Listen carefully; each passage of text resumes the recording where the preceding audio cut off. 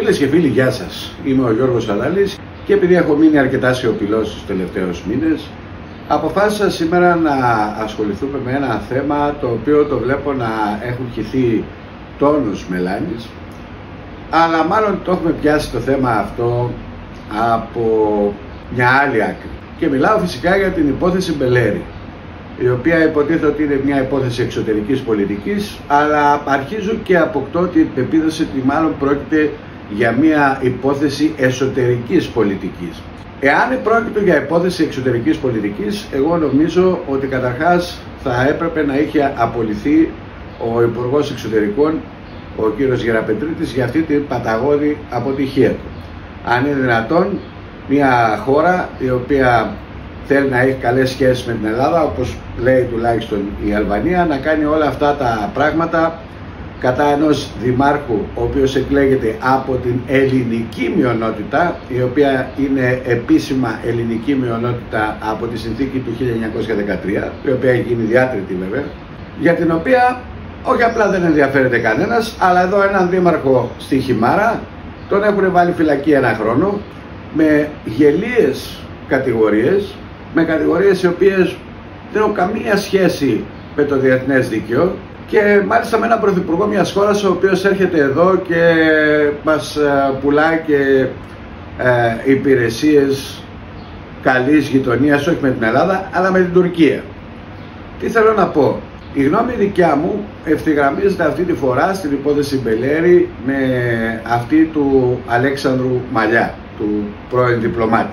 Τονίζω το πρώην. Και δεν ευθυγραμμίζεται σαφώς με τους νυν διπλωμάτες. Απορώ δηλαδή τι τους έχουμε όλους αυτούς τους διπλωμάτες και τι κάνουν εκεί και τι συμβουλεύουν τους πολιτικούς. Αλλά ανεξάρτητα από αυτό, για να πούμε την αλήθεια, η υπόθεση Μπελέρη δεν είναι κάτι το οποίο αφορά την εξωτερική πολιτική.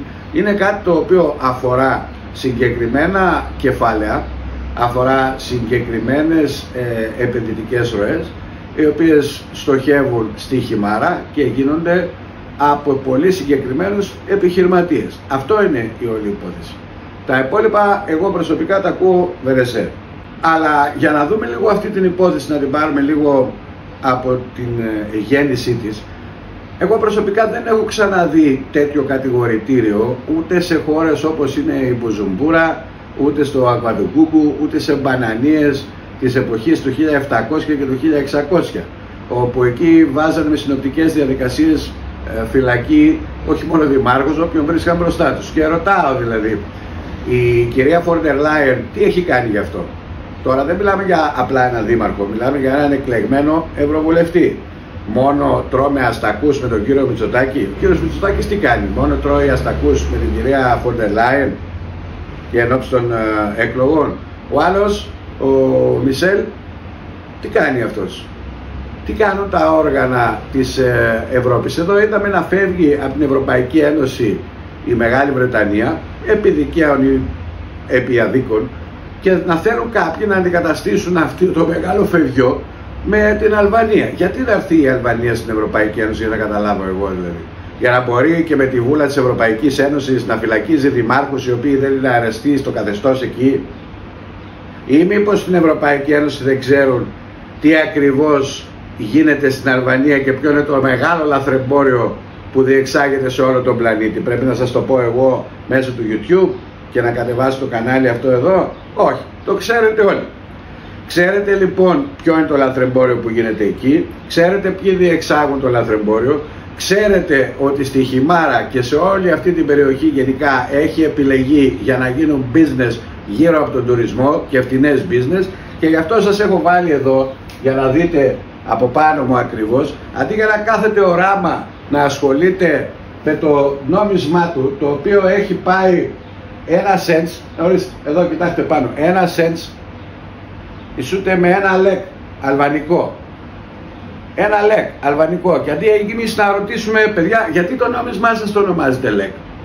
Από πού προέρχεται το λεκ? Ποιο ήταν το πρώτο νόμισμά σας? Λέκα δεν λέγαν το Μεγάλο Αλέξανδρο? Λέκα τον λέγαν. Τον Μεγάλο Αλέξανδρο στην Αλβανία τον λέγαν Λέκα. Και γι' αυτό και το νόμισμά του, το πρώτο, αν θα το δείτε, είναι το ΛΕΚ ένεκα του Μεγάλου Αλεξάνδρου. Τι έχουμε εδώ τώρα? Τι συμβαίνει εδώ? Δηλαδή, ως πότε πρέπει εδώ στην Ελλάδα να κάνουμε μούγκα όλα αυτά τα πράγματα και να τα θάβουμε κάτω από το χαλί? Εκλέχθηκε μια κυβέρνηση εδώ στη χώρα για να δώσει μια στροφή κέντρο-δεξιά, να λυθούν όλα αυτά τα θέματα. Όχι να τα αυξήσουμε επειδή κάποιοι θέλουν να κάνουν business με την Αλβανία. Δεν μας νοιάζουν εμάς οι business με την Αλβανία. Εμάς μας νοιάζει η συμφιλίωση των λαών και ενδιαφερόμαστε στο να ζούμε όλοι ωραία και καλά. Αλλά πώς να ζούμε όλοι ωραία και καλά όταν είναι εκλεγμένο δήμαρχο, τον έχεις ένα χρόνο φυλακή? Και εδώ θα σας πω κάτι, διαβάστε το άρθρο του κ. Μαλλιά στην Καθημερινή. Σπάνια σας λέω, διαβάστε ένα άρθρο άλλου ανθρώπου, ο οποίος είναι και επίτιμος δημότης της Χιμάρας. Λοιπόν, εδώ έχουμε να κάνουμε καταρχάς με μαρτυρίες μιας σκευωρίας. Υπήρξε πράγματι σκευωρία εκεί πέρα, οι οποίες τις ξέρουμε όλοι πλέον. Εδώ φαίνεται ότι ο συγκεκριμένος δήμαρχος παρακολουθούταν πάρα πολύ στενά από δύο κιόλας υπηρεσίες του αλβανικού κράτους. Εδώ έχουμε να κάνουμε με ετεροχρονισμένη σύλληψη με πλαστό μητρό. Πλαστό μητρό προσκοπήθηκε εκεί. Ξέρετε με τι άλλο έχουμε να κάνουμε? Εδώ υπήρχαν διάφοροι οι οποίοι λέγανε ότι ο Μπελέρης είχε ταρίφα 45 ευρώ η ψήφος, αλλά όταν πήγα στο δικαστήριο λέγανε και καταθέταν ότι εγώ δεν ξέρω, άκουσα, είπε ένας φίλος που είχε ένα φίλο και του είπε ένας άλλος φίλος ενός ξαδέρφου, ενός Μπατζανάκη. Αυτά γράφονται μέσα στο δικαστήριο. Και έτσι ο άνθρωπος αυτός σήμερα επικυρώθηκε και στο εφετείο το να καθίσει φυλακή τουλάχιστον μέχρι τον Οκτώβριο που έρχεται. Εκλεγμένος πλέον ευρωβουλευτής. Ακούστε τώρα. Υπήρχε σκευωρία και πράγματα τα οποία δεν τεκμηριώθηκαν στο δικαστήριο για τα χαρτονομίσματα. Αυτά τα έχουν δει στις Βρυξέλλες? Δεν τα. Υπήρξε ομολογία πληρωμένου πράκτορα. Κάποιος, υπάρχουν όλα τα ονόματα, όπως δύο πολίτες από ένα χωριό από τις Δρυμάδες, και έχουμε και έναν προβοκάτορα ο οποίος δεν φαίνεται πουθενά να στοιχειοθετείται από όλα όσα λένε αυτά κάποια από τις κατηγορίες του Μπελέρη. Λοιπόν, υπάρχει μια μεθόδευση μακράς προφυλάκησης, την οποία την ξέρουν και στον ΟΗΕ, την ξέρουν και στην Ευρωπαϊκή Ένωση, την ξέρουν σε όλους τους διεθνείς οργανισμούς, αλλά δεν είδα κάποιον να μιλάει από αυτούς που μιλάνε όταν αδικείται, όχι τόσο κατάφορα, αλλά στο 1/100 της αδικίας για τον κύριο Μπελέρη που έχει γίνει. Δεν είδα κάποιον να μιλάει για τη μεθόδευση της μακράς προφυλάκησης αυτής. Τίποτα δεν έχω δει. Υπάρχει αποτροπή της οκομοσίας. Γι' αυτό σας λέω, συμφωνώ με τον κύριο Μαλλιά. Εδώ φαίνεται ότι δεν του έδωσαν το δικαίωμα να πάει να ορκιστεί. Τι δίκαιο είναι αυτό το πράγμα? Έχει εκλεγεί από τη μεγάλη πλειοψηφία των κατοίκων της Χιμάρας. Θα έπρεπε ήδη να έχει ορκιστεί. Και αν στην πορεία αποδεικνυόταν ότι μπορεί να είχαν τα πολιτικά του δικαιώματα εξαιτίας αυτού που έκανε ή που δεν έκανε, να τον βγάζαν από δήμαρχο ή να τον είχαν φυλακή ως δήμαρχο. Γιατί δεν ορκίστηκε? Γιατί ο Χακάν Φιντάν, ο Ερντογάν και ο Ράμα αποφάσισαν να τον έχουν μέσα. Απλά είναι τα πράγματα.